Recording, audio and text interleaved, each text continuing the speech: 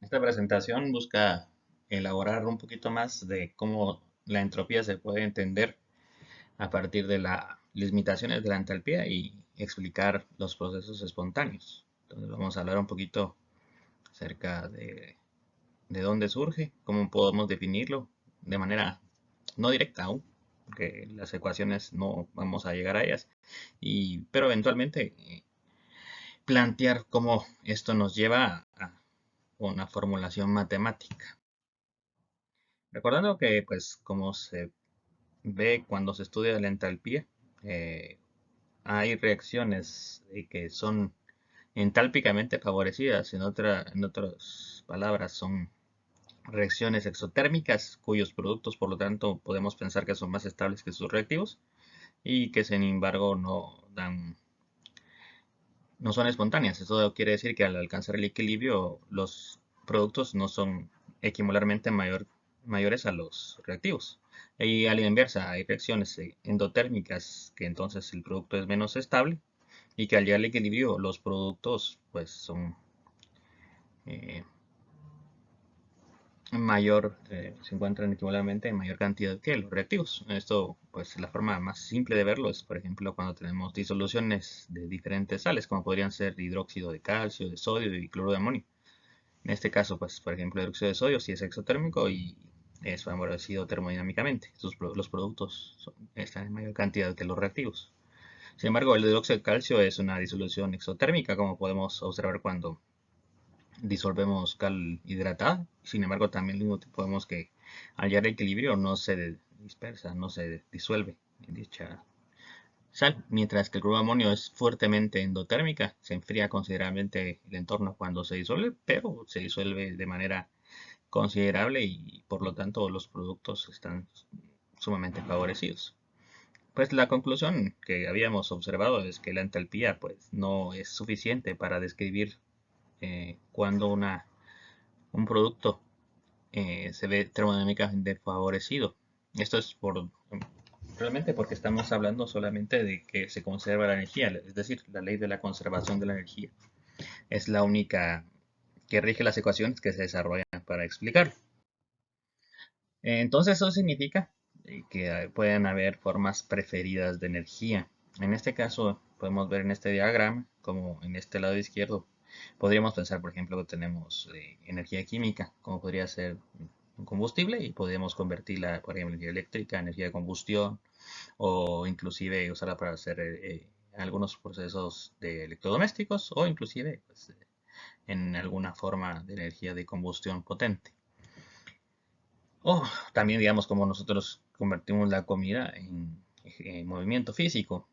Eh, con lo que hemos hablado, pues lo que estamos analizando es que todas estas formas de energía son convertibles entre sí, porque como estamos hablando que la ley de la conservación de la energía nos describe que la energía pues solo pasa de una forma a otra, pues entonces podemos pasar de esta a esta y de esta de regreso, digámoslo así, de una forma química a una forma de energía cinética y de regreso. Esto, visto en esta, como se ve en esta máquina de aquí en medio, pues sería equivalente a que yo puedo calentar un gas, este gas mueve un émbolo y esto genera trabajo y este trabajo pues se recupera otra vez para generar calor. En otras palabras, sería un ciclo de este tipo totalmente eficiente, es decir, caliento agua en una máquina de vapor, la máquina de vapor me produce un movimiento y entonces ese movimiento yo puedo utilizar un sistema de enfriamiento para poderlo recuperar y volver a utilizar esa sustancia. En otras palabras, significa que yo podría 100% recuperar esta agua que estoy calentando y este vapor que estoy utilizando para un movimiento, recuperarlo con un economizador que sería introducir agua fría y solo tendría que transferir energías entre agua fría y agua caliente y recuperar toda la sustancia. Entonces, esta que tenemos aquí en medio, este comportamiento de conversión de trabajo y calor sería infinito.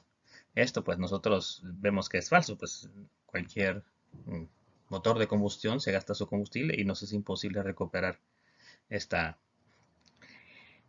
eh, el calor completamente. En otras palabras, lo que estamos viendo es que hay formas preferidas de energía, porque entonces no es equivalente convertir una forma mecánica en una forma de energía, por ejemplo, interna, que regresarla de energía interna a energía mecánica. Y por lo tanto tenemos que describir eso, esa observación para completar nuestro marco conceptual de lo que es y cómo funciona la energía. Y hacia dónde tenemos reacciones espontáneas, que es al final lo que queremos analizar. La respuesta está en cómo la probabilidad de un sistema pues establece cuál va a ser las veces que lo podamos observar. Aquí en el lado izquierdo podemos pensar en el lanzamiento de dos dados. Si lanzamos estos dos dados, pues cuál es la probabilidad de que nosotros tengamos, por ejemplo, una suma de 2 entre los dos, una suma de 3 entre los dos y así sucesivamente. Si vemos los extremos que sean 2 y 12, son 1 en 36. ¿Por qué? Porque solo es cuando o ambos dados salen 1 o cuando ambos dados salen 6. Conforme vamos al centro, vemos que hay diferentes combinaciones. Por ejemplo, para 7 tenemos una combinación entre 1, 6, 2, 5, 3, 4, 4, 3, 5, 2, 6, 1.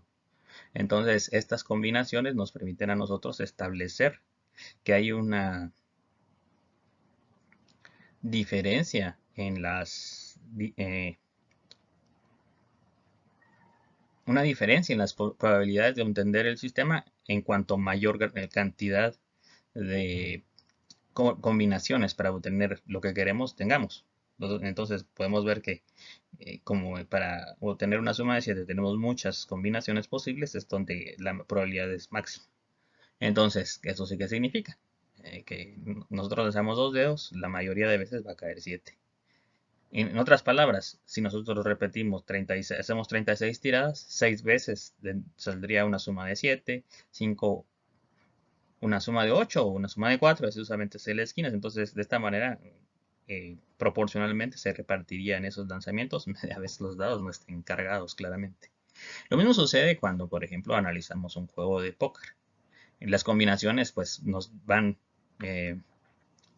expresando este mismo comportamiento. Por ejemplo, si queremos un par, pues la probabilidad es de 42%.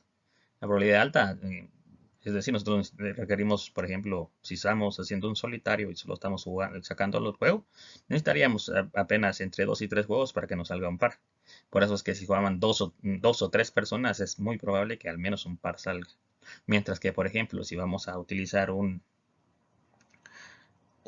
una, si la intención, o bueno, si alguna vez jugamos y nos sale una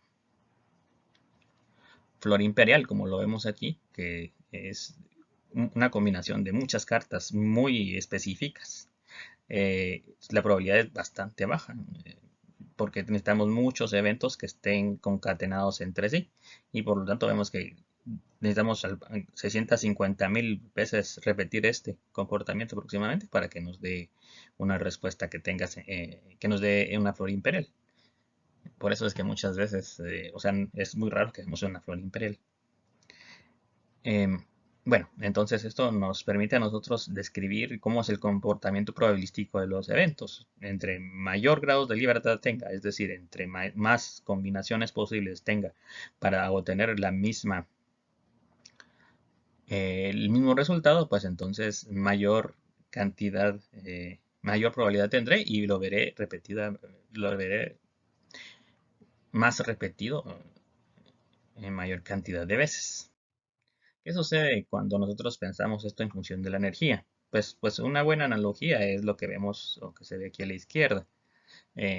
Por ejemplo, aquí tenemos un grado de libertad en esta fila, aquí 2, aquí 3. Entonces, lo que vemos es que entre mayor grado de libertad tenemos para el movimiento de una misma cuerda, pues tenemos mayor cantidad de opciones para obtener la misma. En otras palabras, lo que ajustamos lo que vemos es que cuando tenemos podemos contar los grados de libertad y podemos asociarlos al- a la configuración que puede tener un sistema. Eso nos va a dar a nosotros información de cuántas combinaciones posibles tenemos y entonces nos puede contar cuántas configuraciones tenemos en un sistema.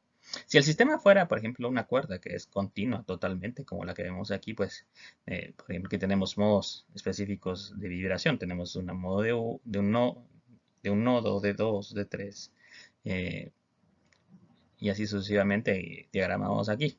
Bueno, esto lo que nos está indicando, en teoría, si nosotros tuviéramos, por ejemplo, una cuerda y el tratamiento de las configuraciones que podemos tener fueran infinitas, es decir, que fueran un sistema continuo, entonces tendríamos infinitos grados de libertad y todos serían equivalentes. Sin embargo, si recordamos de nuestros diagramas de energía, la energía de un sistema microscópico está cuantizada. ¿Eso qué significa? Que, por ejemplo, aquí tenemos un gas ideal que el lado izquierdo está en una configuración de volumen pequeño y el lado derecho de una configuración de un volumen más largo.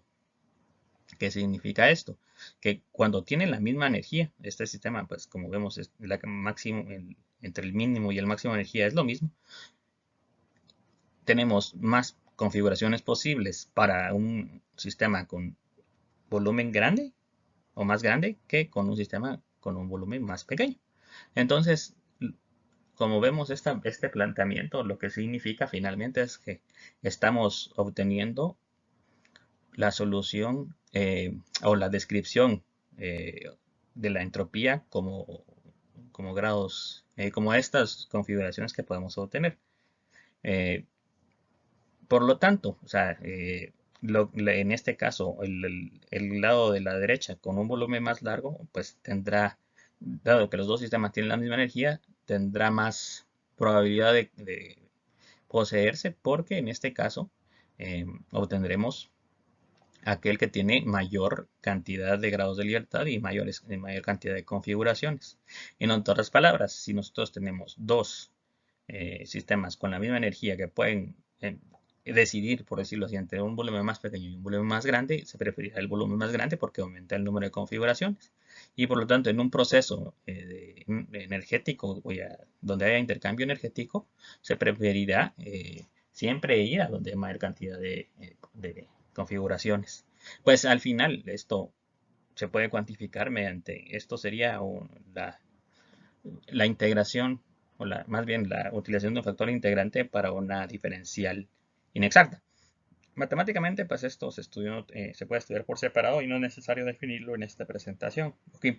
Lo que sí importa es que veamos entonces que esta entropía, que es la medida de la configuración de la cantidad de configuraciones por energía, pues nos da esa información. En otras palabras, nosotros podemos asociar la cantidad de configuraciones al calor que se transfiere y la energía a la temperatura en el caso que estamos evaluando. Y por lo tanto, en un proceso en el cual nosotros tengamos un intercambio de energía cualquiera, siempre va a ser más probable aquel que tenga mayor cantidad de configuraciones y por lo tanto en el cual aumenta esta medida de esta variable, de esta función de estado que es la entropía. Por lo tanto, la entropía es una medida de la cantidad de configuraciones a una energía dada y de ahí se pueden desprender todas las consideraciones de equilibrio que veremos posteriormente.